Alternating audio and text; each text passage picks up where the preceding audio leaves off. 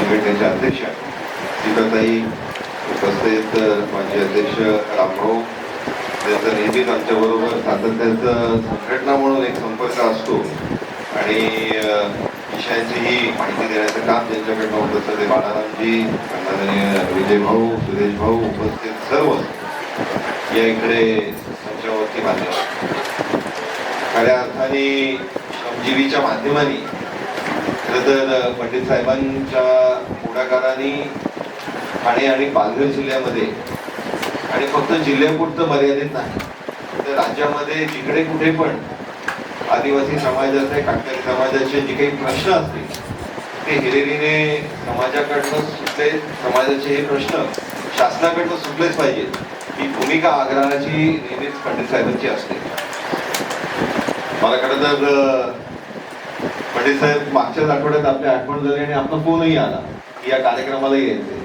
नेमकी आम्ही शासनाचा ते कार्यक्रम जो राजस्वचा कार्यक्रम आहे छत्रपती शिवाजी महाराजांच्या नावाने आपण तो एक अभियान राज्यभर सुरू केलंय आणि त्याच्यामध्ये आदिवासी समाजाच्या लोकांचे त्यांचे जे जमीन पट्टे आहेत, वनपट्टे आहेत तो देण्याचा कार्यक्रम त्या अभियानामध्ये होत होता आणि हे देत असताना मला आवर्जून पंडित साहेब आपली आठवण झाली.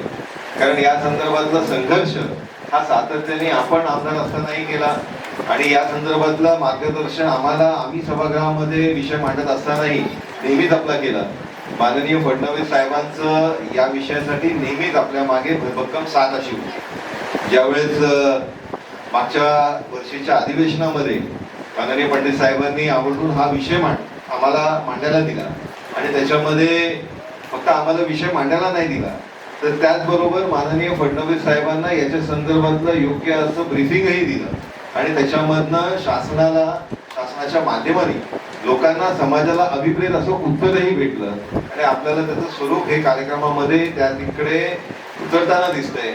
लोकांना लोकांच्या जमिनी हक्काच्या भेटायत हे खऱ्या अर्थाने आपल्यासाठी एक आनंदाचा दिवस त्या दिवशी असतो आणि त्याच्यामुळे मी त्या तिकडे भाषणामध्ये म्हटलं की तोच खऱ्या अर्थाने दिवस आपल्याला दिवाळी आणि दसरा आहे.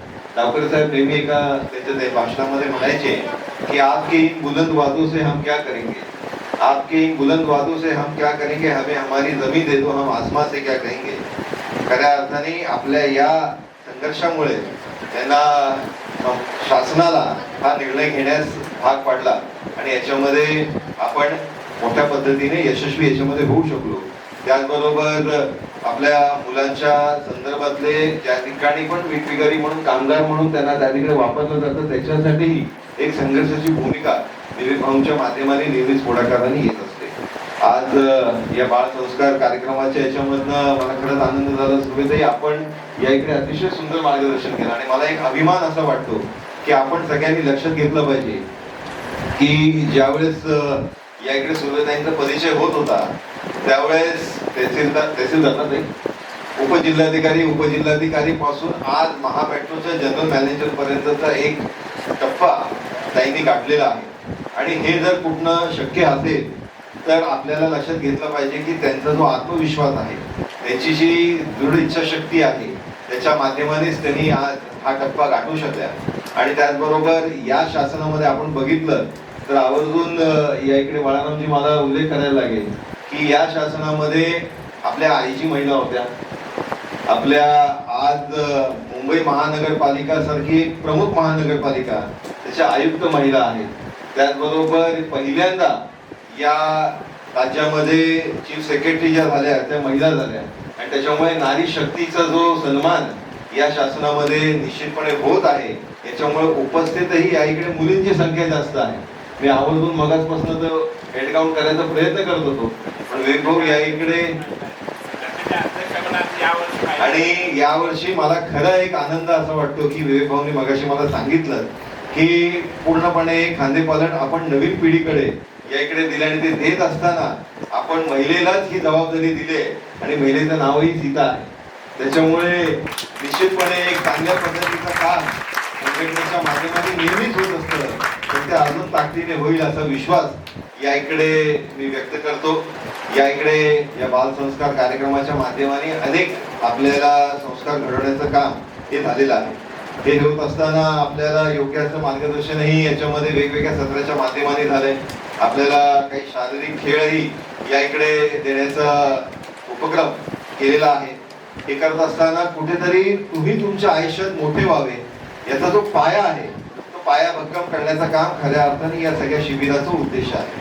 तुम्ही ज्यावेळेस समाजात मोठे व्हाल, एक मोठा अधिकारी व्हाल, मोठे डॉक्टर व्हाल, मोठे वकील व्हाल, जे कुठल्या क्षेत्रामध्ये जाल त्या क्षेत्रामध्ये तुम्ही मोठे होत असताना तुमचा पाया विचारांचा भक्कम असला पाहिजे. त्या दृष्टिकोनाने हे बाल संस्काराचे कार्यक्रम हे सातत्याने काम करतात असं मला वाटतं.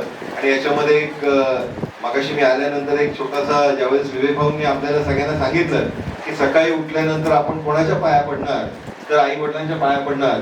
याचं एक छोटंसं उदाहरण म्हणजे अजून एक गोष्ट स्वरूपात सांगतो की ज्यावेळेस महादेवांनी आणि पार्वती मातेंनी दोन्ही मुलांसमोर एक विषय ठेवला की तुम्ही जो कोण पहिले जगाचं पूर्ण परिक्रमा करून येईल, 3 परिक्रमा जो पूर्ण करून येईल त्याला सगळ्यात चांगला पुत्र म्हणून त्या ठिकाणी सन्मान करू. पण त्या ठिकाणी कार्तिकेय भगवान हे मोरावरती बसून सर्व जगाचं भ्रमण करायला जातात आणि गणपती बाप्पा हे आपल्या छोट्याशा उंदरावरती त्या तिकडे फक्त आई वडिलांच्या अवतीभोवती भ्रमण करतात. त्याचे आयुष्य त्याचे आई वडील आहेत, ज्याचं जग त्याचे आई वडील आहेत. निश्चितपणे त्या मुलांचं भवितव्य हे उज्ज्वल असतं, हे या गोष्टीच्या माध्यमाने आपल्याला दिसतं. आणि त्याच्यामुळे हे सगळं करत असताना, एक चांगले संस्कार आपल्यावर घडत असताना आपण समाजामध्ये काहीतरी अजून मोठं केलं पाहिजे. आपल्या माध्यमाने अजून काही 10 मुलांपर्यंत हे संस्कार पोहोचू शकतील असा प्रयत्न तुम्ही सगळेजण कराल असा विश्वास व्यक्त करतो. संघटनेच्या माध्यमाने नेहमीच अतिशय उत्कृष्ट असे विषय हे समाजाच्या मध्ये घेण्याचं काम सुरू असतं. मी या उपक्रमाला आणि संघटनेला मनापासून शुभेच्छा देतो आणि थांबतो. धन्यवाद. जय हिंद.